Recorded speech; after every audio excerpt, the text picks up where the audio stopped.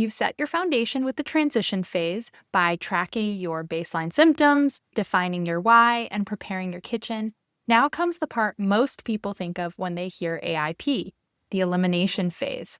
The elimination phase is the most visible and most talked about part of the autoimmune protocol, and for many years, it's what most people assumed was the entire thing. But elimination is just one piece of a much bigger picture. If you've ever searched for AIP food list online, you've probably seen a dozen different versions, some that don't match, some that contradict each other, and some that make you wonder, wait, what on earth can I actually eat? I get it.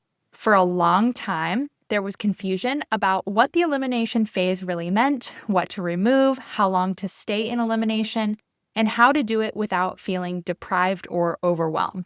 That's why in 2024, the Autoimmune Protocol was fully updated and clarified for the first time in over a decade, bringing together all of the medical research, practitioner experience, and lessons learned from years of real-world use. Today, I'm going to walk you through exactly what the elimination phase looks like now, how long it lasts, how to choose between Core AIP and Modified AIP, which foods to avoid, and which foods to focus on to include. By the end of this episode, you'll have a clear, accurate, and sustainable plan for your elimination phase, no guesswork, no overwhelm, and no following the wrong plan.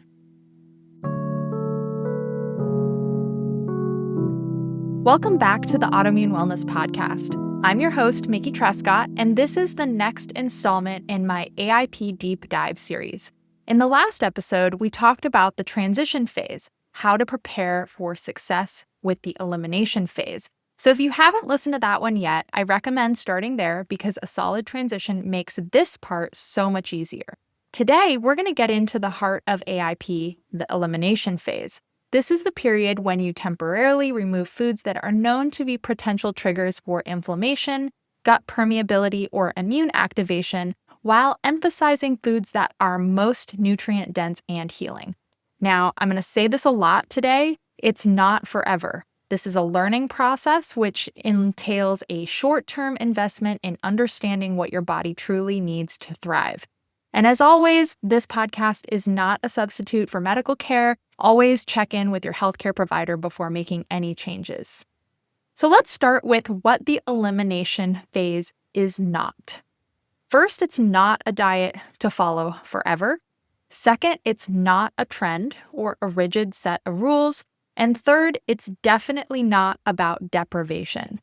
The elimination phase is an evidence-based tool developed from what we know about how the immune system interacts with food, the gut, and inflammation, and supported by human research and people living with autoimmune disease. The elimination phase is designed as a short-term, structured experiment that helps calm inflammation, restore balance, and create a clear environment so that you can later identify which foods support your best healing. So you're not removing foods to chase perfection, you're removing potential food triggers so that you can observe your body's responses and learn from them. The goal is not to stay in elimination forever, it's to use this time to intentionally reduce symptoms, rebuild stability, and collect information about your body that will guide your long-term approach. I myself did this 15 years ago, and I am still using the information that I gleaned from that original process. So if you've ever heard someone say that they have been on AIP for years, that is a misunderstanding. The Autoimmune Protocol is not meant to be lived in elimination, it's meant to be moved through. AIP is a framework, not a diet, and elimination is just one step in a much larger process of understanding your body and supporting it more effectively over time. Now, let's revisit one of the biggest updates to the Autoimmune Protocol in more than a decade. There are now 2 versions of the elimination phase, Core AIP and Modified AIP. And if you listen to the last deep dive episode, you'll remember that this update came from many years of work, drawing on data from medical research, practitioner feedback from the AIP certified coach community, and the real-world experience of thousands of people living with autoimmune disease. The goal of this update was simple: to make AIP more accessible, sustainable, and adaptable without compromising its effectiveness. And so here's what that means in practice. Core AIP is the original comprehensive version of the elimination phase, the same one used in all of the published medical studies and the foundation that built the AIP movement as we know it today. It's still here, unchanged, because we know from both research and clinical experience that it works extremely well. Now, Modified AIP, introduced in 2024, is a newer, more flexible option informed by everything we've learned since those very early studies. It was developed in collaboration with practitioners who saw firsthand what was helping their clients and patients succeed and what sometimes got in the way. This new version is designed for people who need a less restrictive, more affordable, or more sustainable starting point, while still focusing on the key foods most likely to influence autoimmune symptoms. And if you are still on the fence, this is the version that I recommend most people start with today. Both versions share the same foundation and the same goal. They help you lower inflammation, identify food triggers, and create a long-term way of eating that supports your body's unique needs. In the next part of this episode, I'll walk you through Core AIP, the complete food lists, what to avoid, what to include, and then highlight exactly how Modified AIP differs. All right, so let's start with the foods to avoid on Core AIP. These are foods that research and clinical experience suggest may contribute to inflammation, immune activation, or changes in gut health in people with autoimmune disease. Now, always remember that this phase is temporary. Every food you remove now will be reintroduced later, one at a time, so that you can see how your body truly responds. So here's the complete list of foods to avoid on Core AIP. First, grains and gluten-containing foods. All grains are removed during this phase, including barley, corn, millet, oats, rice, rye, sorghum, spelt, teff, and wheat. All varieties, including einkorn and semolina. And this also includes gluten-containing foods like bulgur, farro, rye, and wheat-based products. Sometimes it's hard to get down to the nitty-gritty. Really, if it comes from a grain, it's excluded. Grains are excluded because their proteins, especially gluten and similar compounds, can stimulate immune activity or irritate the gut lining in people who are sensitive, which is very common for people with autoimmune conditions.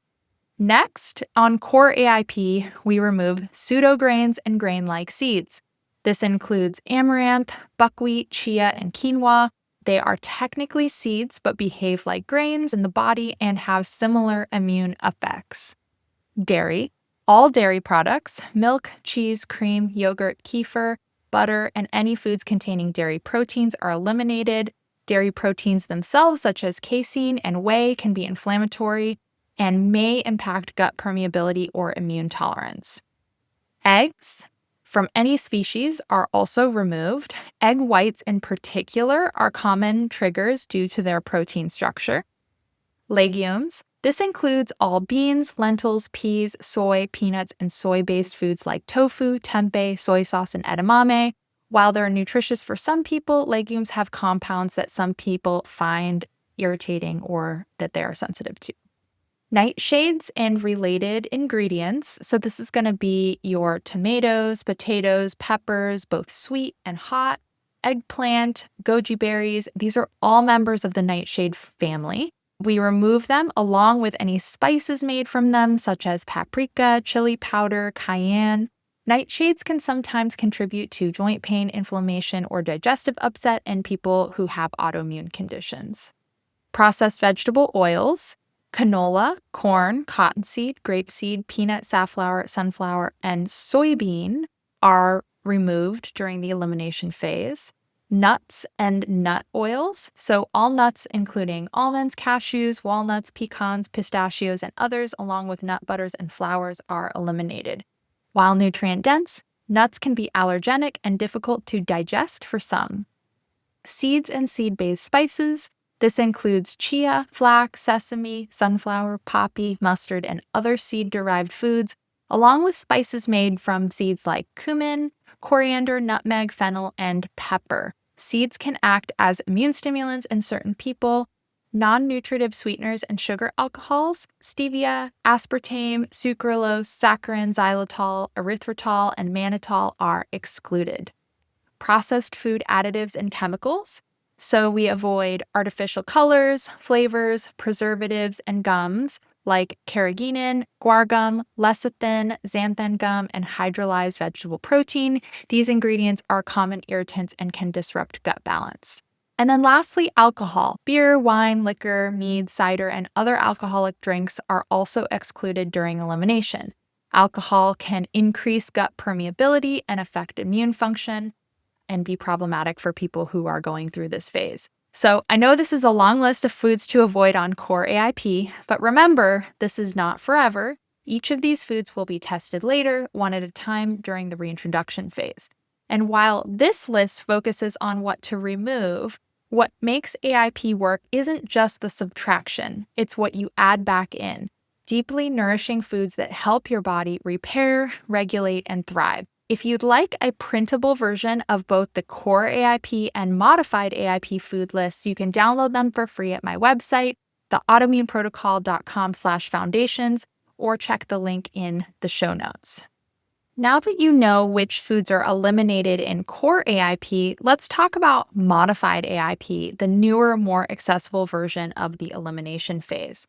Modified AIP keeps the same foundation as Core AIP, lowering inflammation, supporting the gut, and improving immune balance, but it builds on what we've learned from years of research, practitioner feedback, and real-world experience.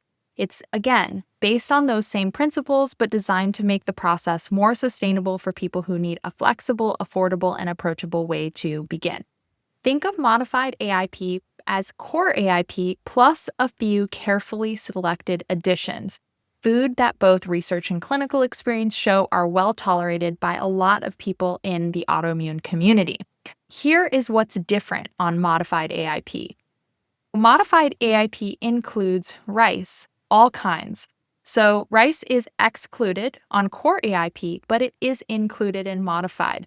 This includes white, brown, wild, and other rice varieties because they are generally well tolerated and provide an easy-to-digest source of carbohydrates. So for many people, including rice helps maintain their energy, stabilize blood sugar, and make meals simpler and more satisfying, not to mention affordable.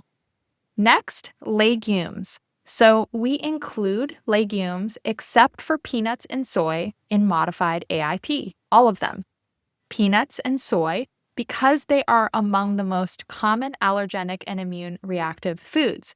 Now, other legumes like lentils, chickpeas, black beans, and kidney beans, these are very nutrient-dense sources of fiber, iron, and plant-based protein that a lot of people tolerate well when properly cooked. Now, of course, there are people out there for whom legumes don't really work for, but if they do work for you, they can be a very affordable and nutrient-dense source of your meals. Next, we have ghee, which is clarified butter. And ghee is included on Modified AIP because it contains almost no milk proteins.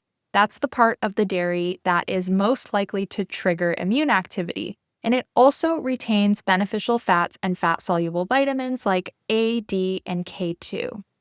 Next, we include whole seeds and seed-based spices on Modified AIP. So seeds and their derived spices like cumin, coriander, mustard, sesame, flax, sunflower, and pumpkin are allowed on Modified AIP. They add flavor, texture, and valuable nutrients, and most people tolerate them without an issue.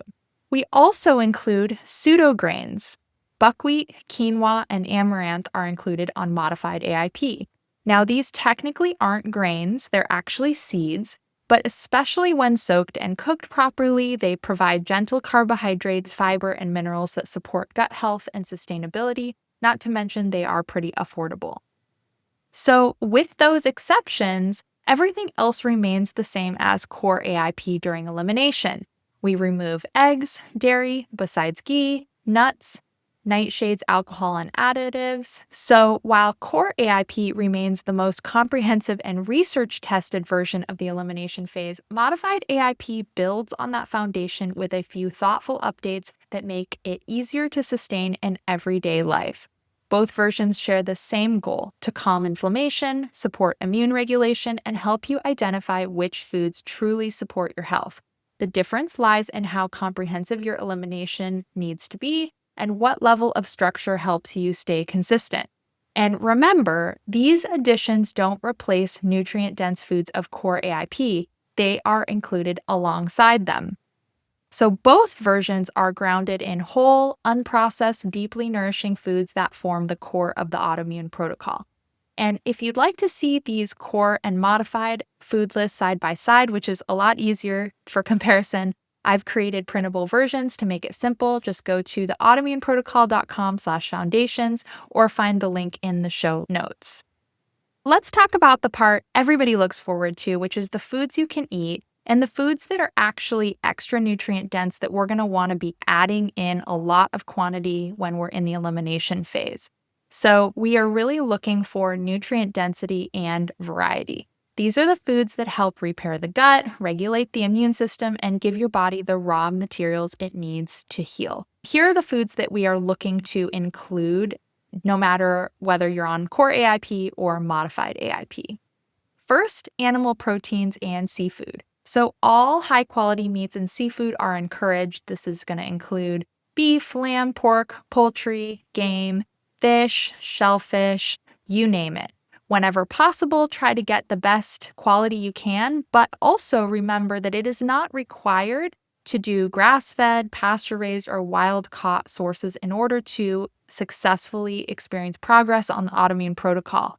These proteins provide amino acids and iron and zinc, really high-quality nutrients that support immune balance and tissue repair, and they should be a cornerstone of your approach.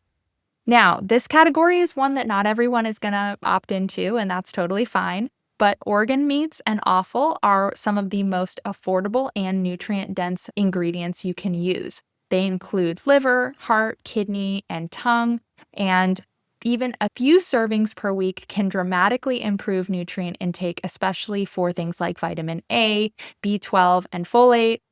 I personally am not the biggest fan of the flavor of liver, but I still cook a batch once a month, store it into 4 portion-sized containers in my freezer, and then I eat a portion every 1 or 2 weeks because I notice a major difference in my energy levels, in my skin, and in my nutrient status when I don't have it. I make that a part of my routine, even way since AIP. Next, bone broth and collagen-rich foods. You can make your broth at home, you can buy it at the store, but these are really great sources of gelatin and collagen, which support connective tissue and gut health. They're rich in amino acids like glycine and proline, and they help maintain that gut lining. They're also great for your skin and your hair. Next, we have seafood. Fish and shellfish of all kinds are encouraged, and especially we like the cold water fatty fish like salmon, sardines, and mackerel. Shout out to the little fish. They do a lot of work. They're very affordable. I like to keep tins of them in my pantry at all times because they are so rich in omega-3 fats, which have a well-documented anti-inflammatory benefit to us. Vegetables, and almost all vegetables are included except those nightshades. Aim for a wide range of colors and textures. Really go with what you like, but make sure you are eating a ton of vegetables. Leafy greens, cruciferous vegetables, root vegetables, squashes, onions, leeks, beets, and carrots. The greater your variety, the broader your nutrient coverage. Fruit is allowed on the Autoimmune Protocol in all phases. People get confused about this sometimes, and they like to layer sugar-free diets with AIP, but fruit has always been included in the Autoimmune Protocol. Focus on options like berries and apples and citrus, really anything you like, anything that's seasonal. Fruit is really high in fiber and nutrients and antioxidants, and you want to make sure that you're eating some. Healthy fats. AIP welcomes nourishing fats such as avocado, olive, coconut, and even animal fats like tallow and lard, duck fat. These fats help with nutrient absorption, hormone production, and satiety. Fermented foods, naturally fermented foods that haven't been pasteurized, so sauerkraut, fermented vegetables, coconut yogurt, kombucha. These all support a healthy gut microbiome and digestion. Herbs and non-seed spices. So we like to include ample amounts of fresh herbs and non-seed spices like basil, cilantro, parsley, rosemary, thyme, oregano, garlic, turmeric, and ginger. They add tons of flavor and phytonutrients. We want to make sure we're eating lots of them while in the elimination phase and honestly, beyond. So when you focus on inclusion and variety, the elimination phase feels abundant, not restrictive. Every meal becomes an opportunity to nourish your body deeply and learn what truly supports your health. And guess what? These are foods that are healthy for everyone, so learning how to get them into your eating routine is going to help you stay healthy for the long run. So how long exactly should you stay in the elimination phase? In most cases, 30 to 90 days is going to be the sweet spot. That window gives your body enough time to calm inflammation, restore balance, and start showing measurable improvement. But it's also short enough to keep the process sustainable. The elimination phase is not about staying there indefinitely. It's about gathering information. For most people, somewhere in that 1 to 3 month range, the immune system begins to settle down, the gut has a chance to repair and regenerate, and early progress becomes visible. This process is going to look different for everyone. You might notice your digestion improving, your sleep getting deeper, your energy stabilizing before your pain or your fatigue shift. Some symptoms change quickly, others take more time, and what matters the most is that you are noticing that change. So if you begin to see steady improvement before you reach that 90 days, that's great. It usually means that you're ready to start planning your reintroductions. But if your progress is slower, or if your symptoms fluctuate, it's okay to stay in elimination a little bit longer. The key is to stay engaged with the process, not stuck in it. So use the tools that you built during your transition phase. Track your symptoms, reflect weekly on your energy and your mood, and look for patterns over time. That being said, if you've been following the elimination phase for more than 3 months, you haven't seen noticeable change, it's time to pause and reassess.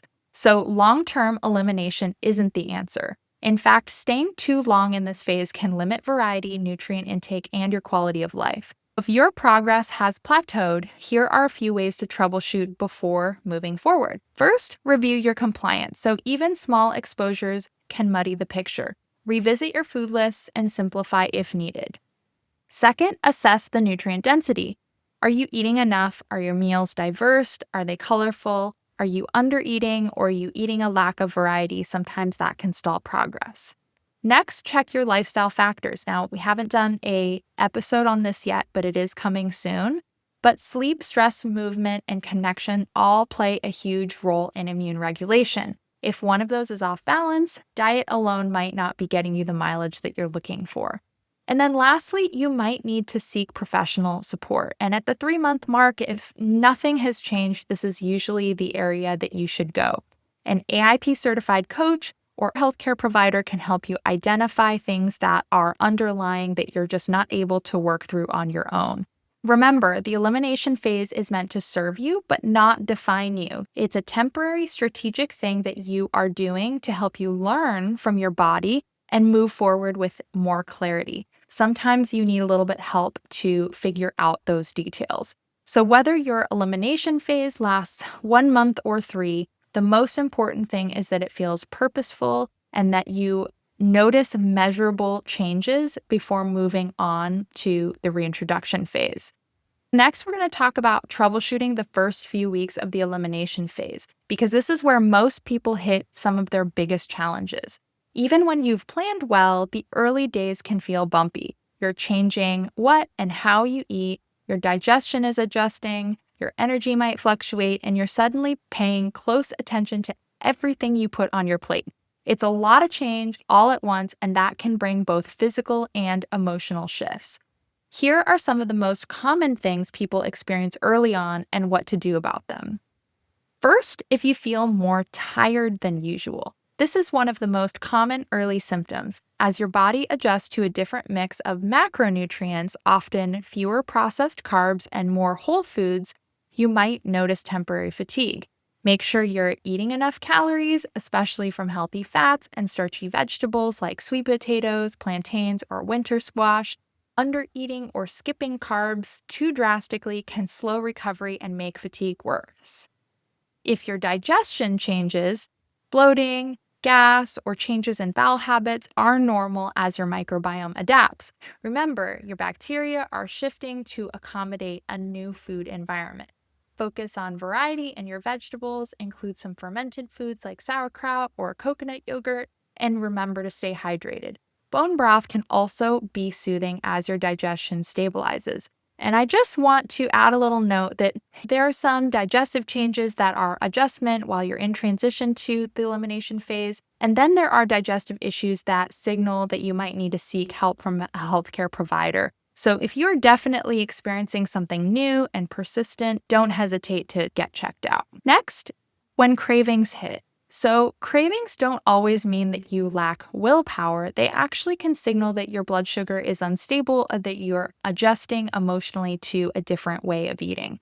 Adding a little more carbohydrates from fruit or root vegetables, making sure you're not skipping meals, and making sure to find AIP-friendly comfort foods that feel nourishing can be helpful.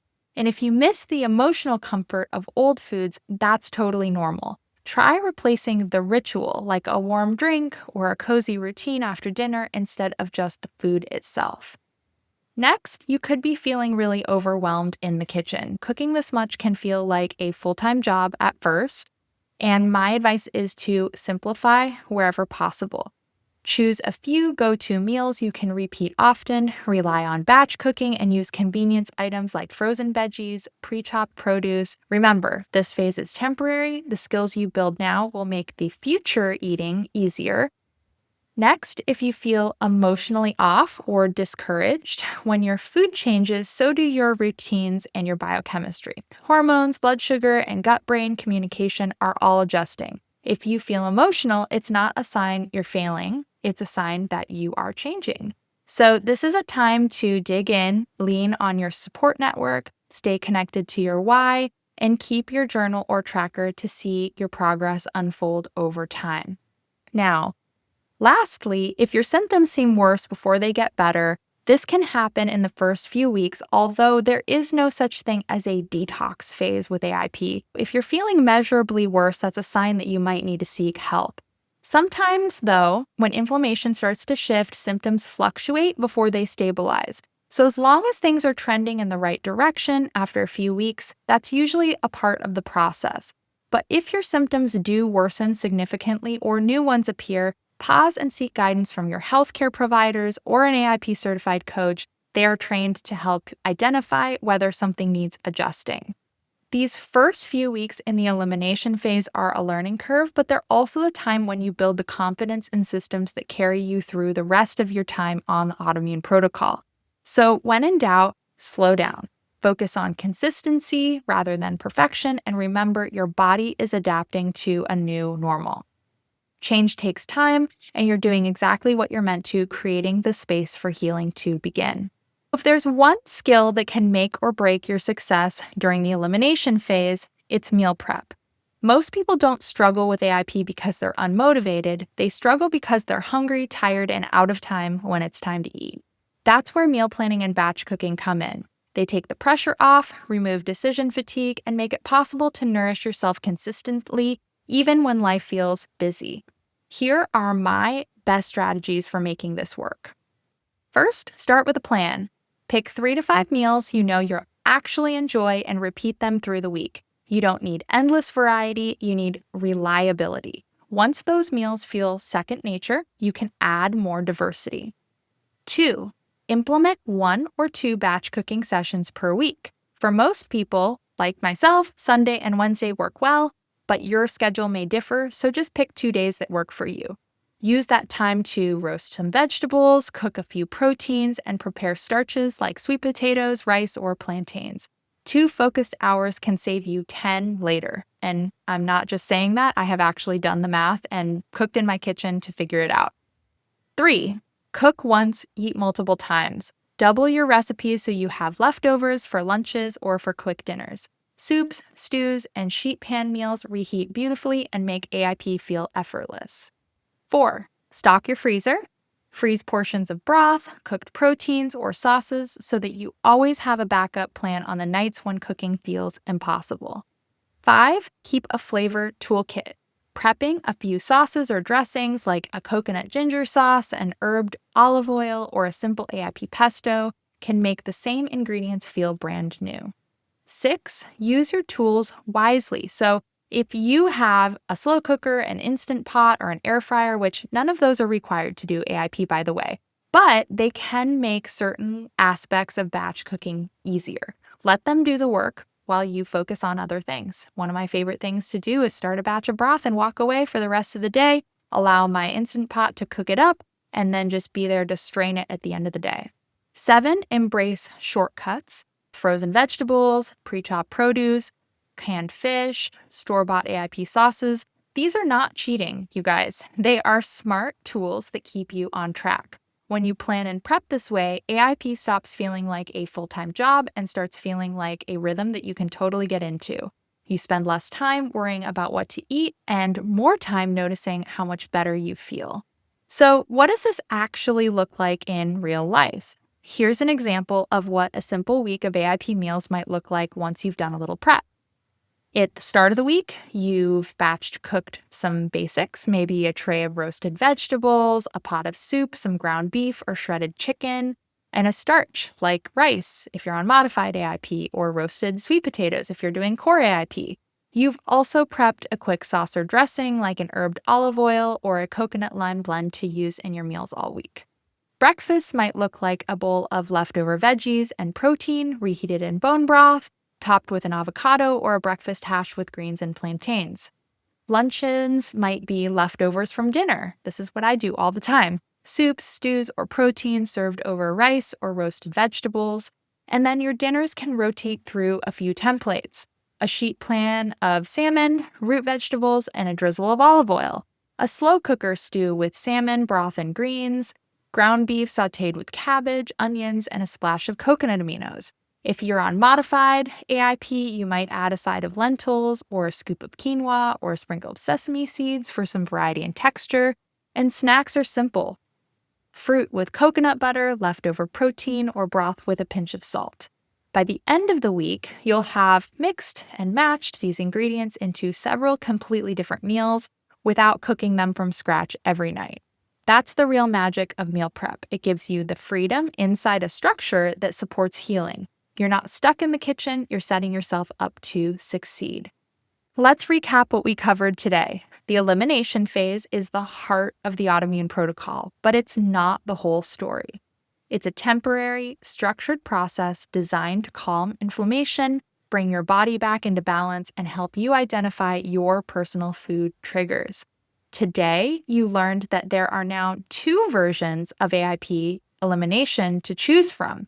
Core AIP, the original comprehensive version used in all the published medical studies, and Modified AIP, the updated, more flexible approach based on what we've learned from research and many years of practitioner experience, designed to be more accessible, affordable, and sustainable, while keeping the same foundation of nutrient-dense whole foods. Whichever version you choose, the goal is the same: to reduce inflammation, understand your body's signals, and discover your least restrictive, most nourishing diet for the long term.